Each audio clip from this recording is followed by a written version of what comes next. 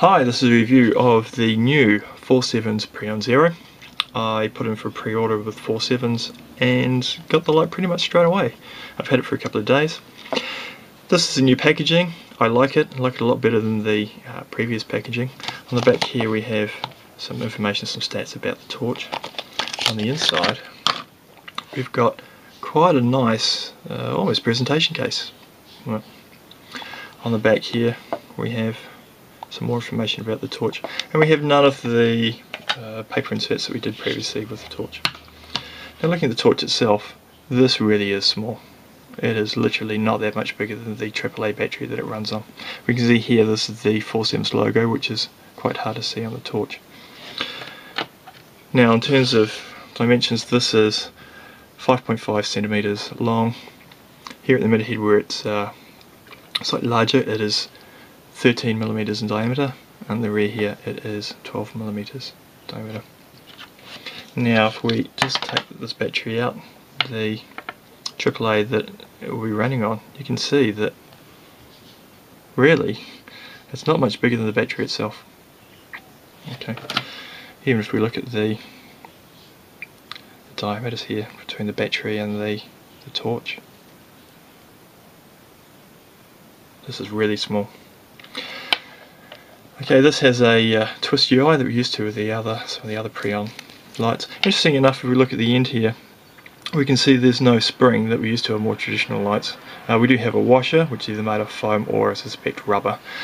On the other end here, we have, and it might be quite hard to see, you can see there is a dark, sort of greyish, it's actually foam washer. And you can see in the centre here we've got you can just see the metallic contact for the emitter head. And as you screw on the emitter head onto the case, it compresses the washer and makes contact.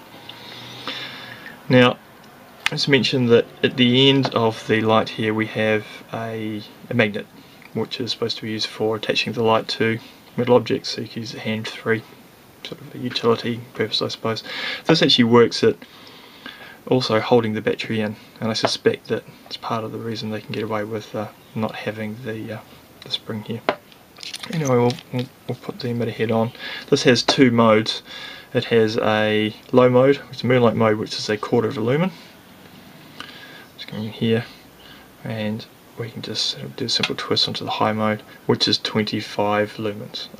In one of the booth reviews with David Chow, he did mention that 25 was a safe estimate, and it was actually going to be higher than that, somewhere in the region of 30 lumens. The moonlight mode actually is a lot brighter and a lot more useful than I thought it would be. I could see myself using it for reading notebooks, maybe refer decks, especially while navigating the car without blinding the driver. The 25, or should I say 30 lumens, is you know, a good sized light, nice and bright for a number of things. Two interesting things to note is that one, we don't have any reflection here in the emitter head. Okay, so there's nothing actually helping to focus or contain the beam. This material actually glows in the dark. So once you have, if you, I suspect, either leave this in light or have this on, have the torch on, it will absorb some of the light and glow. If you have it on high mode, it obviously glows brighter for a while.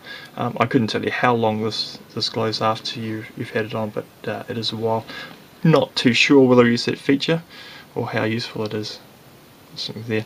The second one is that this light really does have a wide throw, much wider than I've ever had before, and I found myself actually, if I just put it in high mode, trying to control both the brightness and the throw by simply moving the light back and forward.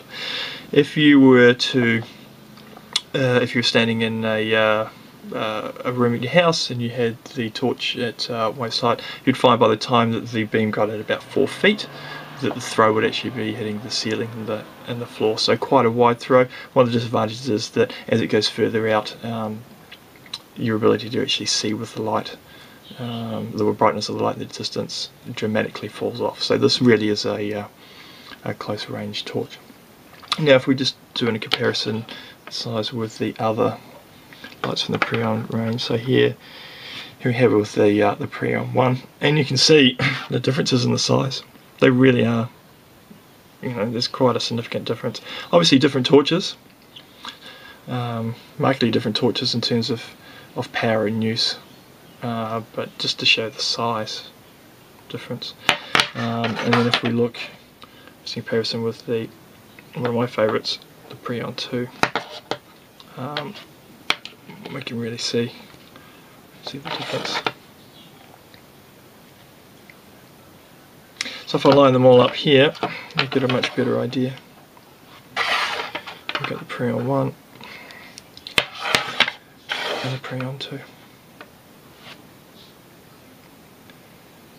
Do I like the torch? Yes. I'm glad I got it. Would I put it on my keyring? No, I wouldn't. It's still a bit too heavy and have enough things on my keyring, but I definitely would carry it in my person. One of the features that I do like is the fact that in low mode, this light will, well, quoted off of the manufacturer's specs, it runs for 120 hours on a fresh battery. That's just amazing. The fact that you could even run this just as a comfort light, so whether you could see too much, but the fact that if you're overnighting there was no other light source, the fact you could run this light all night or for many nights could make a world of difference. Because you're better than sitting in the dark, that's for sure. On the high mode, 25 lumens, it's quoted at 1.5 hours runtime, which is more than enough for you know, odds and ends use that you probably want to do it. I think it would probably be a good addition to a survival kit, with the exception of the fact that it's got a magnet on the end. I'm really not keen with having the magnet. Yes, it does work well.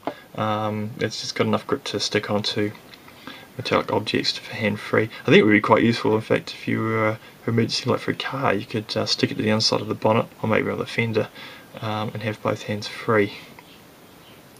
Anyway, that's my review of this torch. Thanks for watching.